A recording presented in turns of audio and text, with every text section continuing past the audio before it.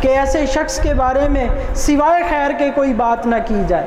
اگر شیخ سعدی رحمۃ اللہ علیہ فرماتے ہیں کہ اگر تو نیکی کی طاقت نہیں رکھتا تو برائی مت کر۔ اس لیے ہم تمام بھائیوں کو جو مسلم یا غیر مسلم ہیں ان کو یہی بات پیغام دیتے ہیں کہ اگر آپ نبی پاک صلی اللہ علیہ وسلم کی نبوت پر ایمان نہیں رکھتے غیر مسلم، تو اللہ نے اختیار دیا ہے فمن شاء فلیؤمن فمن شاء فلیکفر، جو چاہے ایمان لے کر آئے، جو چاہے کفر کرے، یہ اللہ نے اختیار دیا ہے۔ لیکن کسی کو یہ اختیار نہیں دیا کہ وہ جیسا چاہے اپنی زبان سے الفاظ نکالے، اللہ رسول کے بارے میں برا بھلا کہے۔ ایسی اجازت نہ اللہ نے کسی شریعت میں دی ہے اور نہ ہی یہ اخلاق کا تقاضا ہے کہ کسی کی مقدس شخصیت کو برا بھلا کہا جائے۔ تو نبی پاک صلی اللہ علیہ وسلم تو پوری دنیا کے لیے رحمت بن کر آئے ہیں، پھر ان کے بارے میں آج کوئی شخص اپنی زبان کو برا استعمال کرتا ہے تو وہ اپنا ہی نقصان کرتا ہے۔ نبی پاک صلی اللہ علیہ وسلم کی شان اقدس میں کوئی کمی نہیں آتی۔ یاد رکھیں اللہ نے جو ان کو مقام اور مرتبہ دیا ہے اس میں اگر پوری دنیا کے کفار نعوذ باللہ نبی پاک صلی اللہ علیہ وسلم کی شان میں گستاخی کریں تو نہ اللہ کی شان میں کمی آئے گی، نہ ہی رسول پاک صلی اللہ علیہ وسلم کی شان میں کمی آئے گی۔ لیکن اس کا نقصان اور وبال صرف انہی لوگوں کو ہوگا جو نبی پاک صلی اللہ علیہ وسلم کی شان میں گستاخی کرتے ہیں۔ وہ جہنم کی آگ ان کو زیادہ جلائے گی۔ اس لیے اپنی زبانوں کو لگام دیا جائے اس سے پہلے کہ اللہ تبارک و تعالیٰ کا عذاب پکڑ لے۔ اللہ نے زندگی دی ہے تو اسلام کی خاطر گزاریں اور نبی پاک صلی اللہ علیہ وسلم کی نبوت اور رسالت کو مانیں تاکہ جنت میں جانے والے بنیں۔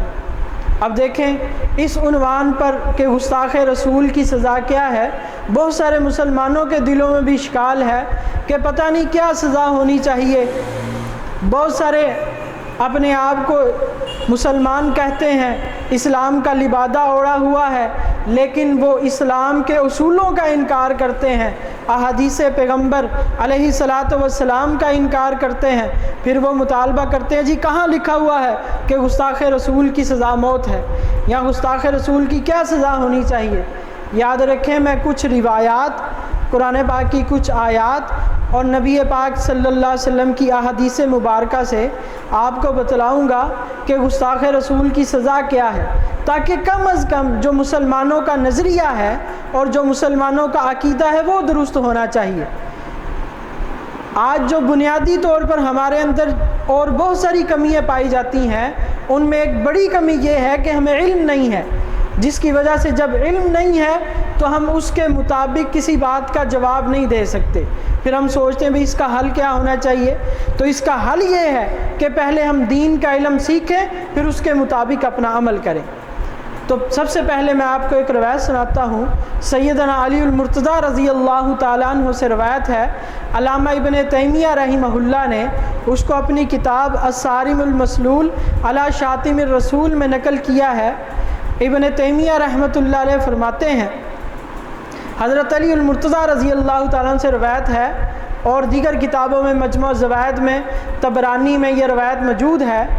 حضرت علی رضی اللہ تعالیٰ عنہ فرماتے ہیں، عن علی رضی اللہ تعالیٰ عنہ قال قال رسول اللہ صلی اللہ علیہ وسلم من سب نبیا فاقتلوه، کہ جو کسی نبی کو گالی دے، ایک روایت میں آتا ہے من سب نبیا من الانبیاء، جو نبیوں میں سے کسی نبی کو گالی دے تو اس کیا کرو، فاقتلوه، اس کو قتل کر دو۔ ایک روایت میں آتا ہے قتیلا، اس کو قتل کیا جائے۔ ومن سب اصحابی، اور جو میرے صحابہ میں سے کسی کو گالی دے، جولیدا، تو اس کو کوڑے مارے جائیں۔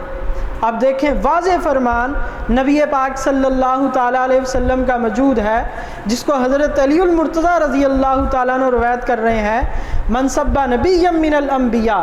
صرف ہم یہ نہیں کہتے کہ امام الانبیاء صلی اللہ علیہ وسلم کی توہین کرنا یا ان کو برا بھلا کہنا نعوذ باللہ اس پر سزائے موت ہے، بلکہ آدم علیہ السلام سے لے کر خاتم الانبیاء صلی اللہ علیہ وسلم تک کسی نبی کو برا کہا جائے، کسی نبی کو گالی دی جائے تو اس کی سزا جو شریعت نے مقرر کی ہے وہ قتل کی ہے۔ من سب نبی من الانبیاء فاقتلوہ، جو کسی نبی کو گالی نکالے اس کو قتل کر دیا جائے، ومن سب اصحابی فجلدوہ، اور جو کسی صحابی کو برا کہے تو اس کو کوڑے لگا۔ تو یہ ایک روایت نبی پاک صلی اللہ علیہ وسلم نے واضح طور پر فرمائی۔ اور سورہ نساء میں ایک آیت مبارکہ میں آپ حضرات کے سامنے پیش کرتا ہوں، جس میں اللہ جل جلالہ ارشاد فرماتے ہیں فلا وربک، یہ سورہ نساء کی آیت نمبر 65 ہے۔ فلا وربک، اللہ تعالیٰ فرماتے ہیں محمد صلی اللہ علیہ وسلم تیرے رب کی قسم، لا یؤمنون، یہ ہرگز مسلمان نہیں ہو سکتے، حتیٰ یحکموک فیما شجر بینہم، یہاں تک کہ یہ آپس کے جو ان کے جھگڑے ہیں، جو معاملات ہیں، اس میں آپ کو حاکم تسلیم نہ کر لیں، اور آپ کو حاکم تسلیم کریں، ثم لا یجدوا فی انفسہم، پھر آپ جو فیصلہ فرمائیں اس فیصلے پر اپنے دلوں کے اندر کجی محسوس نہ کریں، وَيُسَلِّمُوا تَسْلِيمًا، اور اس کو دل اور جان سے اس کو تسلیم کر لیں۔ یہ جب تک ایسا نہیں کریں گے اس وقت تک مومن نہیں ہو سکتے۔ یہ آیت مبارکہ اور اس کا ترجمہ ہے۔ اس پر علامہ ابن کثیر رحمۃ اللہ علیہ جو مشہور و معروف مفسر قرآن ہے، اس پر انہوں نے ایک واقعہ نقل کیا ہے، اور اسی طرح علامہ ابن تیمیہ رحمۃ اللہ علیہ نے اس کی تفسیر میں الصارم المسلول علی شاتم الرسول، اس کی تفسیر میں انہوں نے 2 روایتیں نقل کی ہیں، وہ میں آپ کو مختصر سناتا ہوں۔ اس کا صفحہ نمبر 50 ہے۔